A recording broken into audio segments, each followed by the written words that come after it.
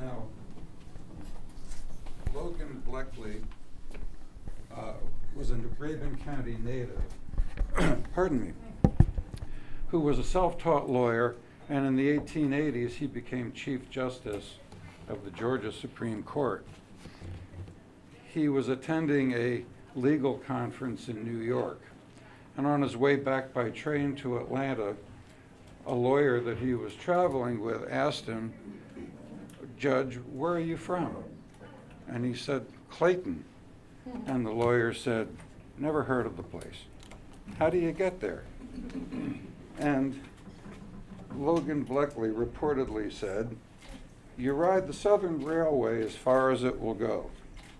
You get off there in Cornelia and take a buggy or surrey and go as far as the road goes. There, you stop and hire a horse and ride up a trail as far as the horse can go.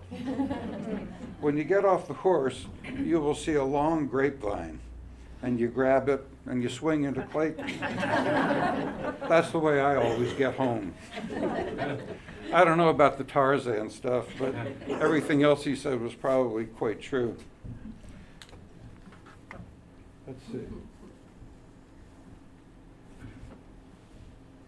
Now, the importance of the Tallulah Falls Railroad lies in the fact that it started a long process of opening Northeast Georgia to the outside world. And it did that through its daily passenger, freight, and mail services. It also opened this area up to new businesses and jobs, most notably tourism, logging, and of course the hydroelectric development of the Tallulah and Tugaloo rivers.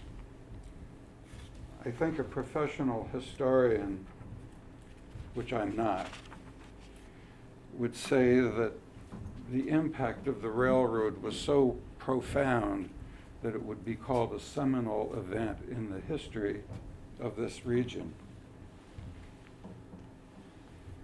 Now, the history of the TF, which is what it was called back in the day, goes back to the 1830s, and a South Carolina notable by the name of John Caldwell Calhoun.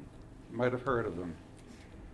He was a United States congressman, a United States senator, vice president of the United States, a pro-slavery firebrand, and last but not least, a political theorist. Now, Calhoun was from Charleston, and he promoted a railroad. He wanted it to run from Charleston to Cincinnati, and he called it the Blue Ridge Railroad. The idea was pretty simple. Charleston was the largest port in the country back then, so goods from the port would find their way to new markets in the Ohio Valley, and vice versa. Goods from the Ohio Valley could be shipped to the port of Charleston. Now, one thing it's important to remember is that the Blue Ridge Railroad was going to come through South Carolina, cross the Chattooga River, go down War Woman Valley, and then at Clayton make a sweeping turn north. So it was going to go right through Rabun County. And it was proposed that Clayton would become a freight depot. Keep that in mind. Now, after years of delays, the construction of the Blue Ridge Railroad actually started in the early 1850s. When it became apparent that the railroad was going to become a reality, a group of businessmen in Athens wanted to connect their city with the Blue Ridge Railroad, and they chartered a railroad to connect at Clayton. Well, work proceeded on the railroad. Unfortunately, the Civil War broke out, and the Blue Ridge Railroad was stillborn. It was never completed. And after the war, economic depression in the South was such that there was just no money to complete it. Now,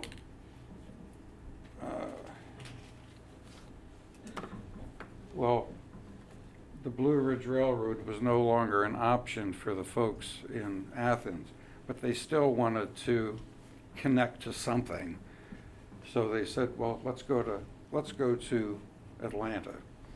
So in 1870, they chartered a railroad to be a feeder line, Athens to Cornelia, which is where that was a stop on the Southern Railway, and that went to Atlanta. And that was called the Northeastern Railroad. And it arrived in Cornelia in 1881. No, we're not done with Athens yet. In the late 1870s, wealthy Athens families were building summer homes in Tallulah Falls. And one of them was a gentleman by the name of Rufus Lafayette Moss. He built a house in, I think it was 1879. And any time you're driving through Tallulah Falls on 441, you're going to pass right under his house. It's still there. And it just so happens that Rufus Lafayette Moss was a director of the railroad that came to Cornelia.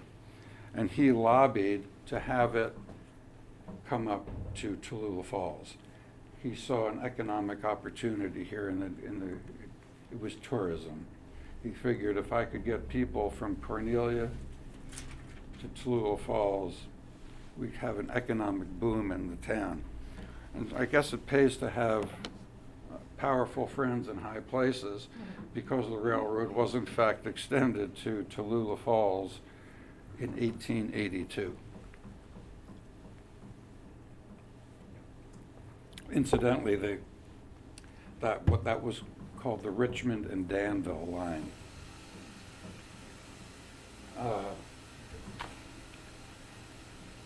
The TF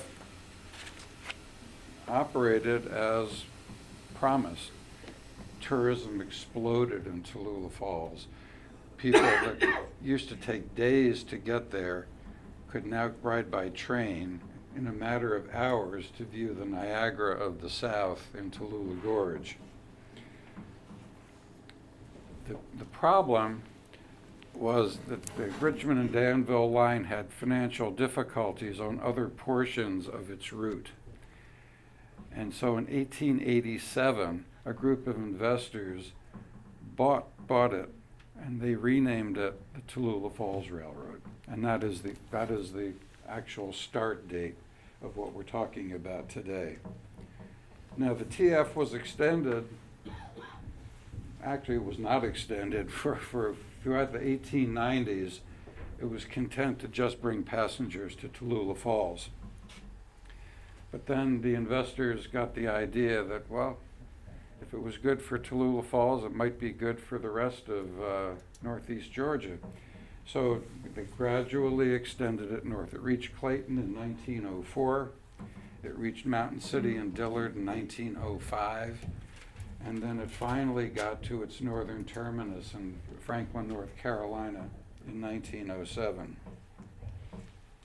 And the result of all this was a 58-mile short line from Cornelia to Franklin. It was 15 scheduled stops, and there were 7 what was called flag stops. In other words, at a given point, somebody could flag down the train to pick up a passenger or to pick up some parcels. Depending on the schedule, Cornelia to Franklin took 3 to 4 hours. 3 to 6 hours. That's kind of an improvement, I would say, from that same trip used to take days. And of course, that depended on road conditions, and the roads were frequently impassable. Now, there was a fatal flaw in the Tallulah Falls Railroad right from its origin. did not have direct access to a freight line. Here's what they had to do. If you had some freight that was going from, say, Clayton to Atlanta, well, the freight got to Cornelia, then it had to be unloaded and then reloaded onto a Southern Railways train. Then it gets to Atlanta. So you say, well, this freight is supposed to go to Baltimore. It had to be unloaded again and then reloaded onto a northbound train from Atlanta.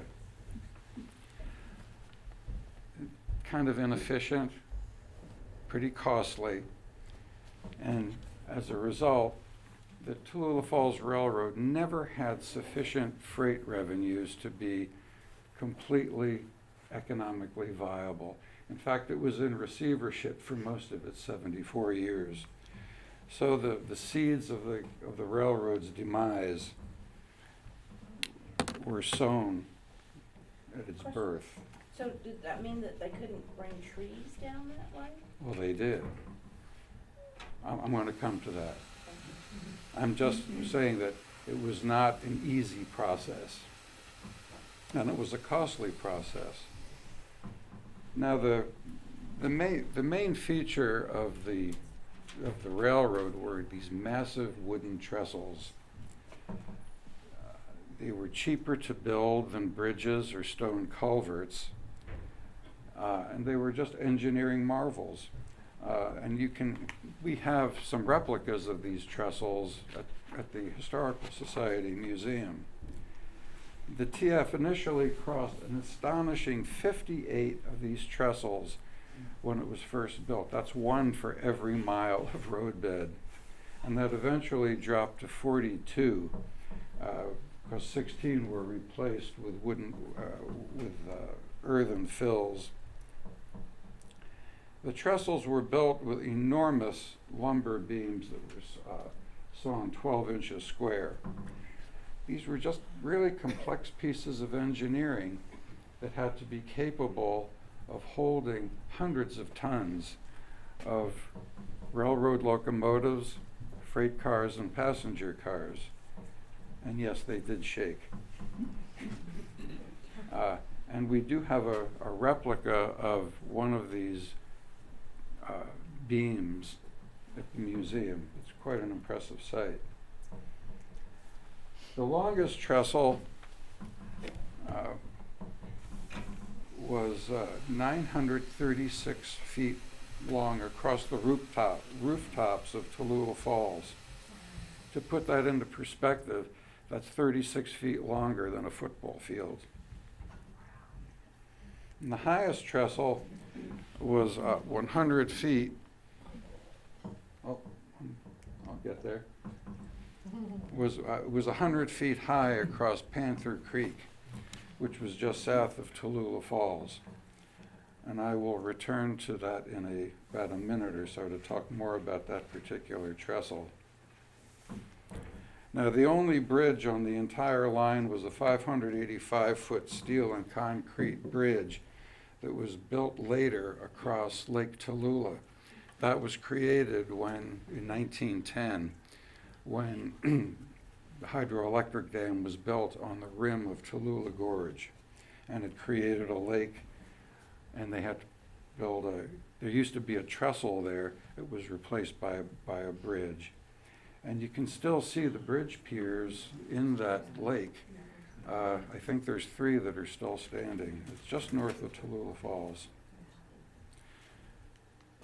Now, the wooden trestles were incredibly expensive to maintain. They lacked the durability and strength of steel bridges and earthen fills, and they required continual maintenance. I talked about how the economic problems of the railroad was related to insufficient freight revenues. Well, the other factor that was causing railroad heartburn was the maintenance costs, which was continual. And it's interesting that this was unlike what the Blue Ridge Railroad was. They built a first-class roadbed. There were no trestles, there were stone culverts, there were earthen fills, and they figured that that we would pay more up front, but then long term there would be less maintenance. The Tallulah Falls Railroad did the opposite. We're going to go cheaper now and more expensive later. Now, adding to the colorful history of the TF were two trestle collapses. The first occurred in 1898 when the Panther Creek trestle, that was the one that was 100 feet high, it collapsed. And the engine, coal tender, and the first passenger car went down 100 feet into the creek. There was one fatality and several injuries. The Hazel Creek trestle collapsed in 1927. That was near Demarest, and that took the engine, the coal tender, and 2 passenger cars. The engineer was killed and 14 passengers were injured. Now, in reminiscing about the TF in 1959, the then general manager said that he had climbed all over every trestle along the 58 miles. He was inspecting the timbers, and he said, and I quote, "The trestles don't shake, and I'm not afraid to ride over any of them." Well, I can't speak for you, but I might have paused. Now, the TF operated Baldwin steam engines. The first ones that they got were already antiquated. They were wood-burning engines. And that general manager that I just referenced from 1959, he called them little teapots of 35 to 40 tons with stacks almost as big as the engines. And he said that throughout the TF's history, no engine that he knew of ever blew up. But he said one came close when the mechanism that was delivering the injected water into the boiler got clogged. And he said it came close to blowing up. Now, the TF completely converted to coal-burning engines in 1910, and at least one of them was bought new. That was engine number 73. So by 1970, the TF was operating 5 steam locomotives, 10 passenger cars, 46 freight cars, and 6 service cars, which included mail cars. Now, you have to realize that the main line of the TF was single track. The same track served northbound trains as well as southbound trains. So the engineers had on every run what was called meet orders, M-E-E-T orders. And that specified where that train had to be at a specific time, at a specific place, in order to avoid a collision. Of course, trains frequently broke down. And so when one train was forced to stop, the engineer would flag down a passing car and ask him to speed to the nearest depot and tell the agent at that station what the problem was so that they could stop, say, the southbound train that was coming north. Despite all of these gymnastics, I believe it's true, there was never a head-on collision in the 74 years. So I guess it worked.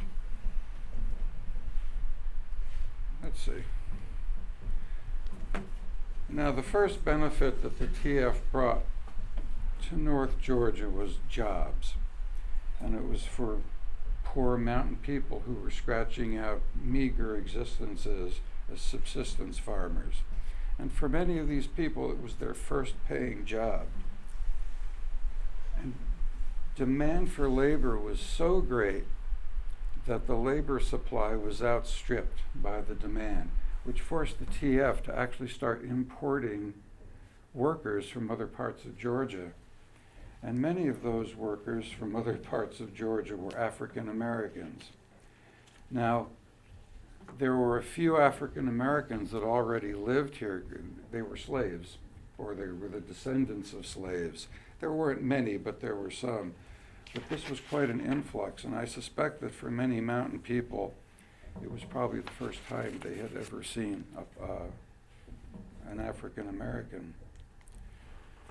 Now, there were no mechanized equipment to build the roadbed. Everything was done by men, mules, oxen, and then, of course, dynamite. And dynamite was used to blast cuts through rock outcroppings for the roadbed. Now, in the Foxfire oral history from the 1970s, a roadbed worker recalled the time when the dynamite used for blasting a cut exploded prematurely. And I'll quote what he said. "I seed him a-going up in the air. I run and jumped in the river and got him out. He didn't have a rag nor a shoe on him. Flesh was a-dropping off of him. Boy, he was pitiful. He lived till midnight and then died." You can see a cut on the Short Line Trail. I don't know if any of you have walked that. Just north of Tallulah Falls. It's very narrow. It was blasted just wide enough for the train.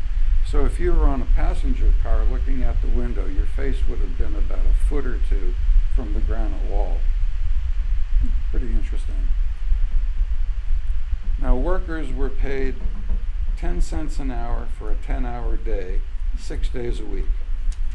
Not a lot of money. But despite the low pay and the backbreaking labor, people just flocked to the TF for jobs. I guess little pay was better than no pay at all. Now, once the roadbed was graded, steel rails were spiked onto wooden cross ties. Those are the beams that are perpendicular between the rails. Oak was the preferred lumber for cross ties, and the TF paid 25 to 55 cents per cross tie, depending on quality. And like everything else, the cross ties were cut by hand. After an oak tree was cut down, an axe was used to hew one or more cross ties from the tree. And they said that if you could hew 10 cross ties a day, that was considered a good day's work.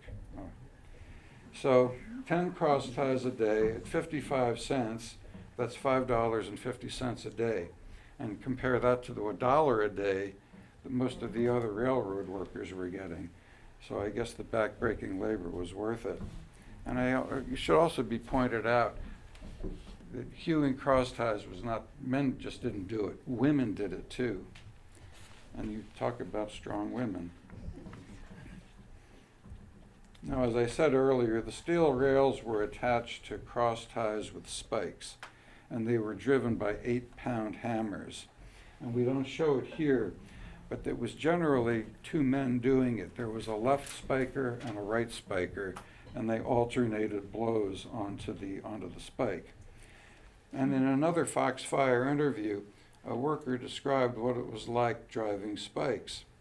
And he said, "Come over that hammer and hit the spike. You straddling that hot rail, the sun a-boiling down on you. Man, you talk about sweating. I'd rather do anything than spike up track all day." Now, maintenance on the line was performed by one of 2 work crews.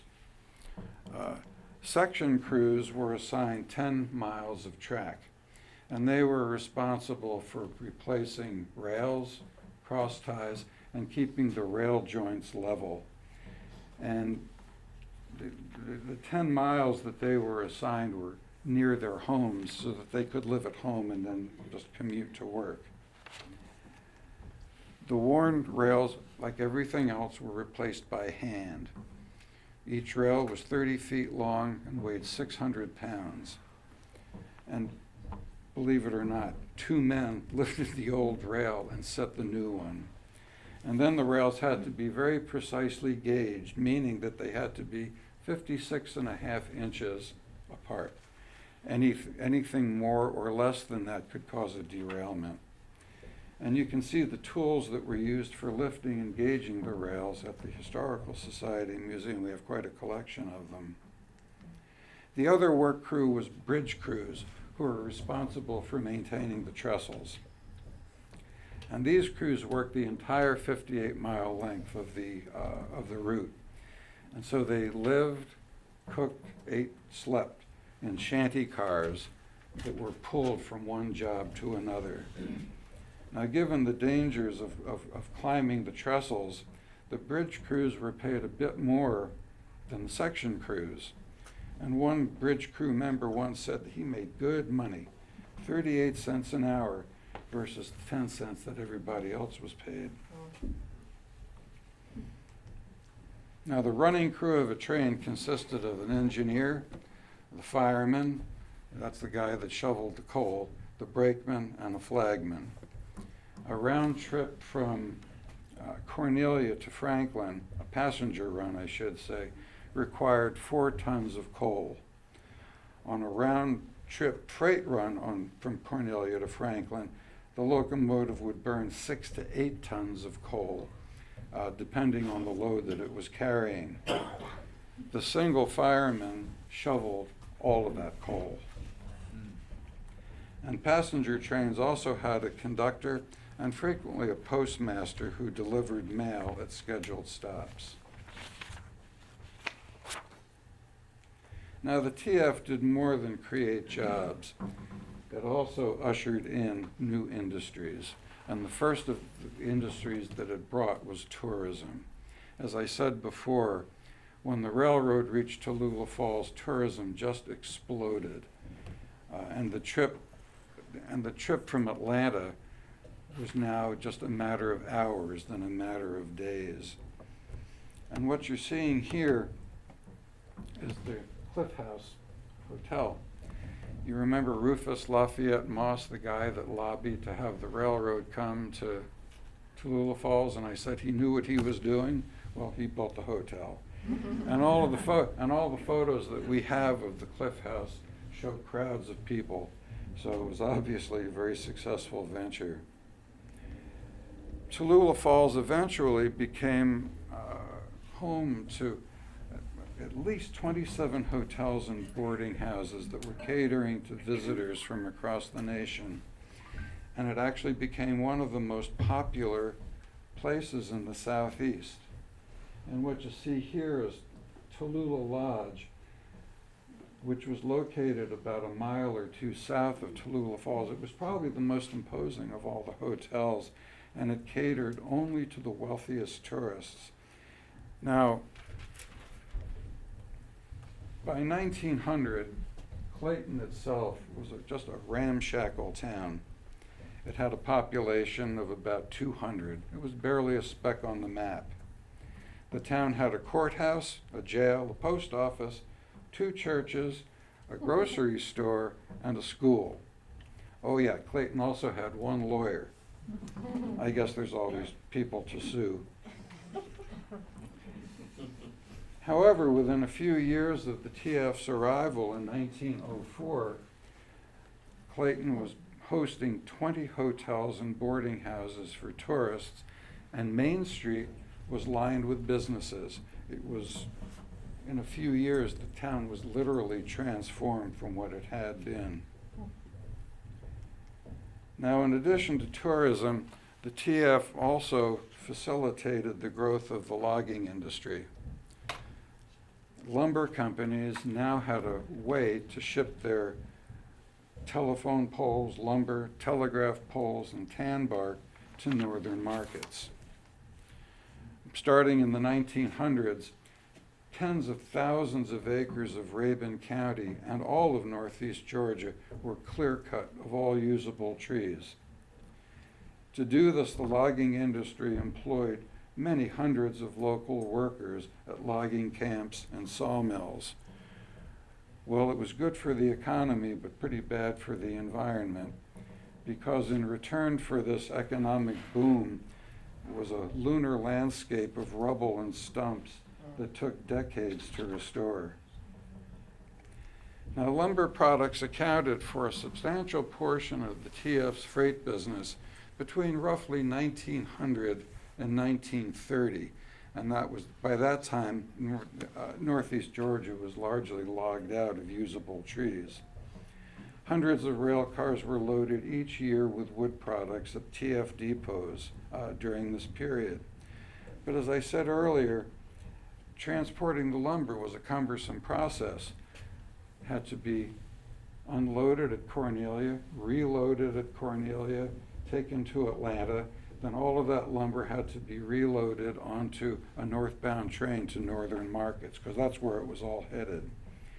But the demand for wood products was so great that it made this inefficient process more than economically feasible for lumber companies. And besides that, they had no alternative. The TF was also instrumental in building the supplies and materials and equipment needed for building the 6 hydroelectric dams on the Tallulah and Tallulah rivers between 1910 and 1926. Actually, it's fair to say none of them would ever have been built. It was the only way they could get the vast quantities of materials that were needed. Now, Georgia Railway and Power, which was the, which was the successor of today's Georgia Power, built spur lines off the TF to reach dam construction sites, and that's what we're seeing here. This one was at Lakemont, and it's interesting because the spur line from Lakemont went to Lake Rabun, where equipment and supplies were loaded onto barges, which then were towed upstream to the dams that created Lake Seed and Lake Burton.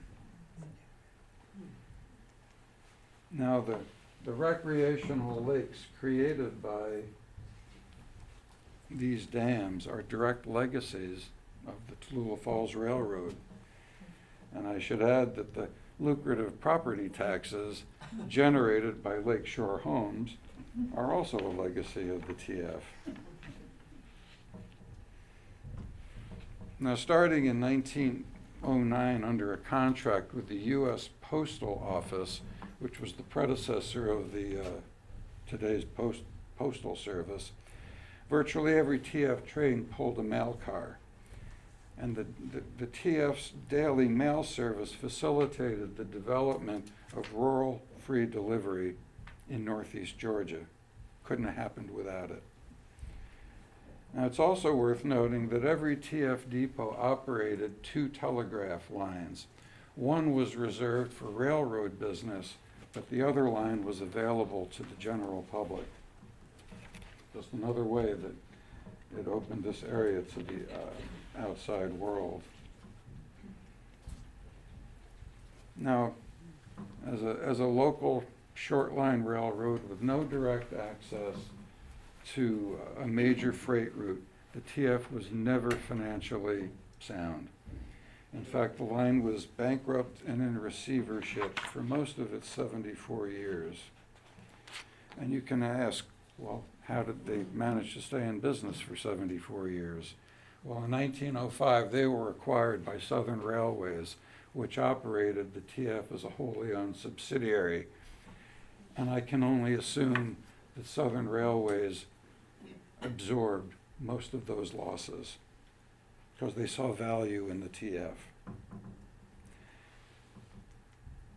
Now, the end of industrial scale logging in around 1930, the completion of the hydroelectric dams, and then the devastating impact of the Depression in the 1930s took a heavy toll on the TF's freight business.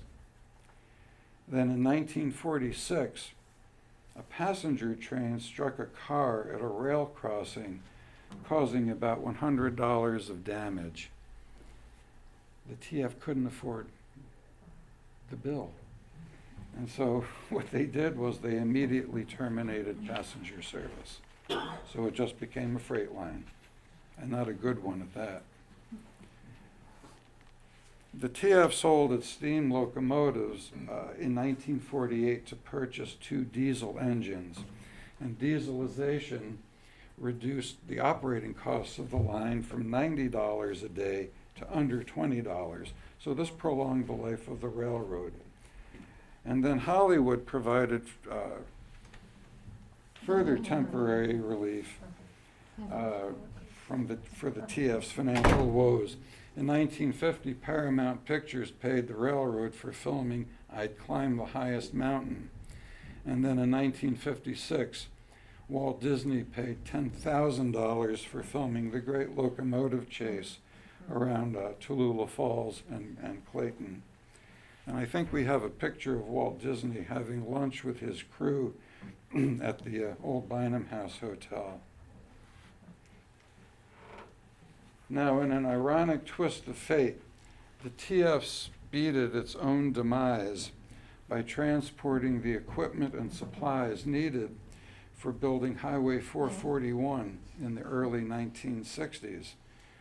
The improved road was just ideal for trucks, which cannibalized the TF's declining freight business. So burdened with debt of $5 million, the TF filed for abandonment in late 1960 and made its last run on March 25 of 1961. All of the TF's assets, locomotives, running stock, trestle wood, steel rails, everything was sold at auction to help defray the line's debt. And so today,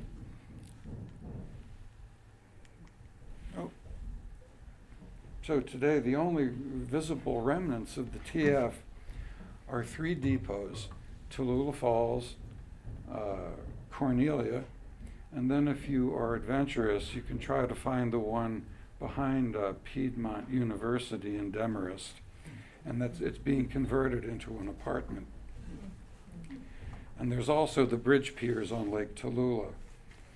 Otherwise, everything is gone. Now, local wags were fond of calling the TF the total failure due to its collapsing trestles and weak financial condition.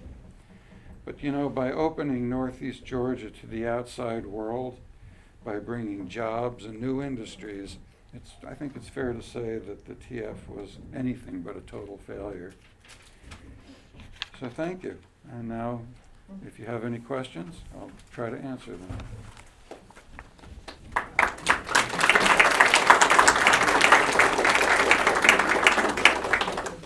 Yeah. I have a general question just about railroads.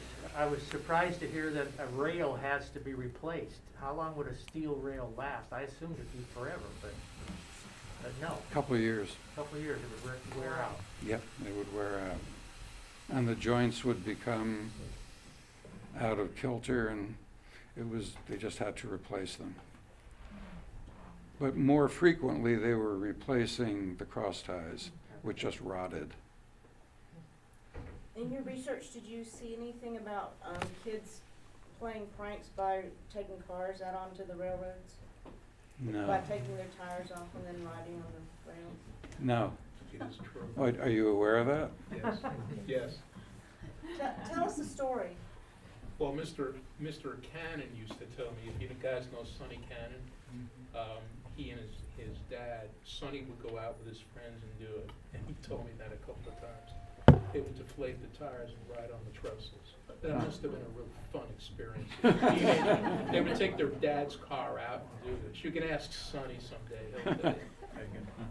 There was also one at Rabun Gap at the school, one of their classes, they built an old automobile and they would put it on the tracks and go across Betty's Creek Bridge, and the story was that they got stranded there and the train was coming.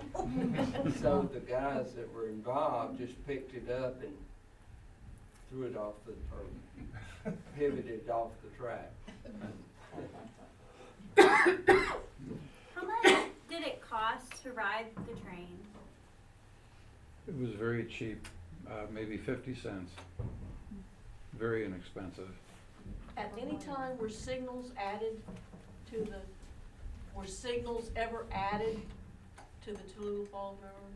Oh, it always had semaphores. It was, like I said, it was very different. It was a different philosophy from what the Blue Ridge Railroad would have been. They were willing to spend money up front to make a roadbed that would last forever with minimal maintenance.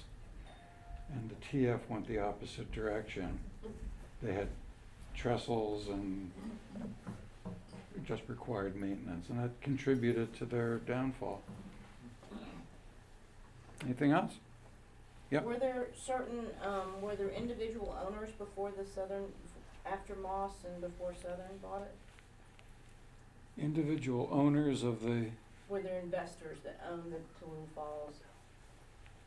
investors purchased the Richmond and Danville line in 1887 to Do we know form who they the, were?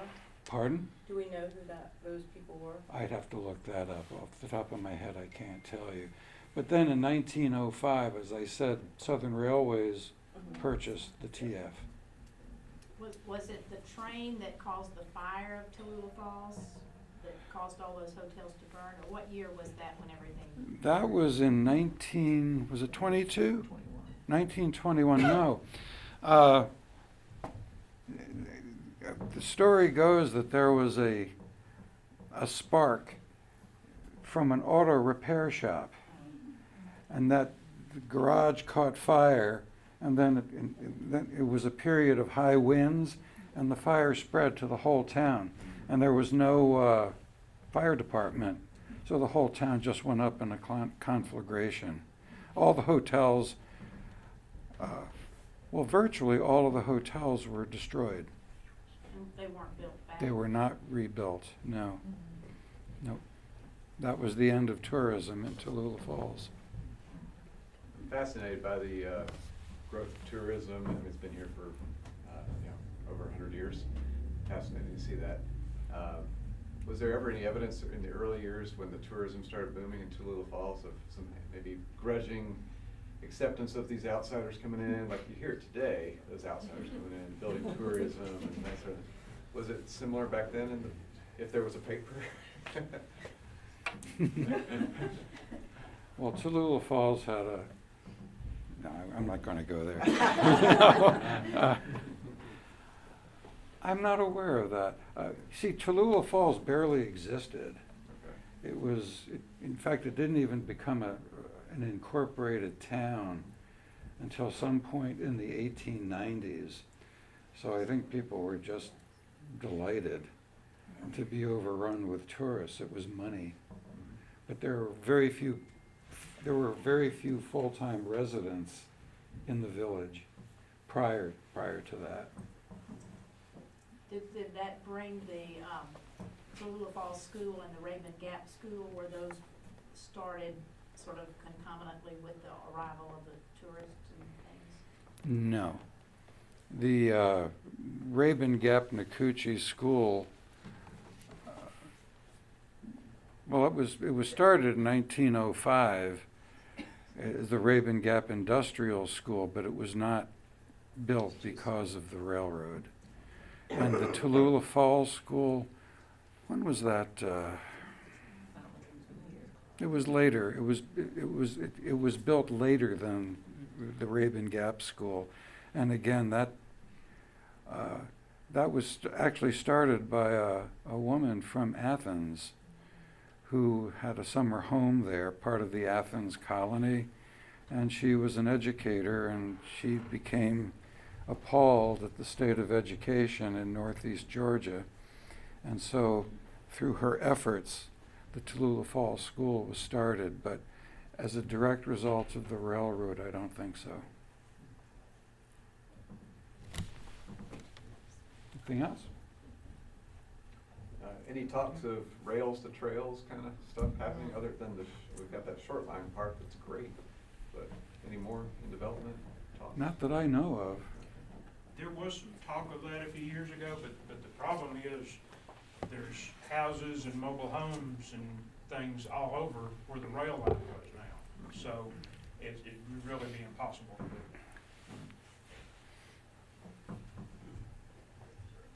do. Anything?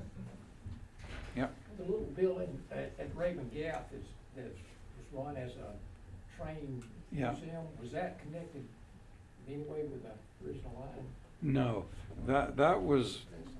that's owned by the Rabun Gap School, and it was a museum, the railroad museum. And the Historical Society got most of, well, virtually all of our artifacts from that museum. The school was very kind in letting us have access to that. But no, that was not part of the railroad. Was it located with our old, was there a depot there originally though? The Rabun, the There was Rabun, a stop there. yeah, But it must have been around there. I don't know exactly where, but there was a scheduled stop at Rabun Gap. One of your earlier photos there of the little small open building, that was somewhere around where the post office is or the craft shop, somewhere right in there.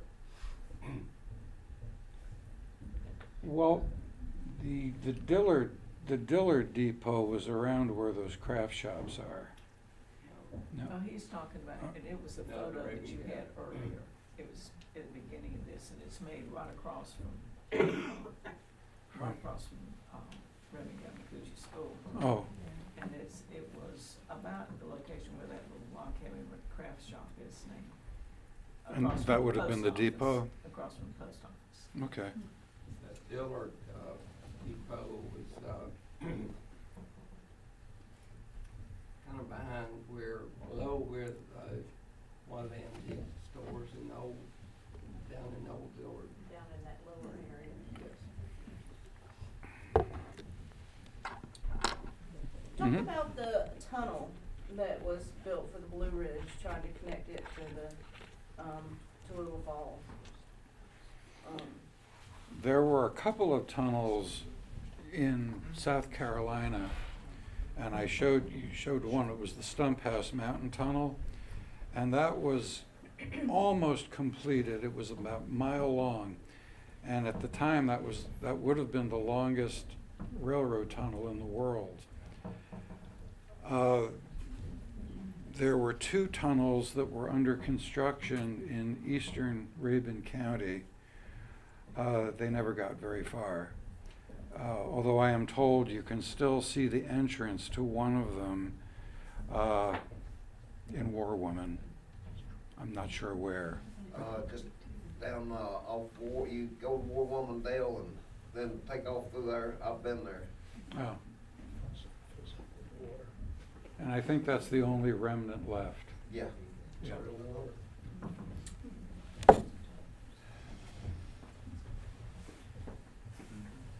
Anything? Okay, well, thank you. Thank you.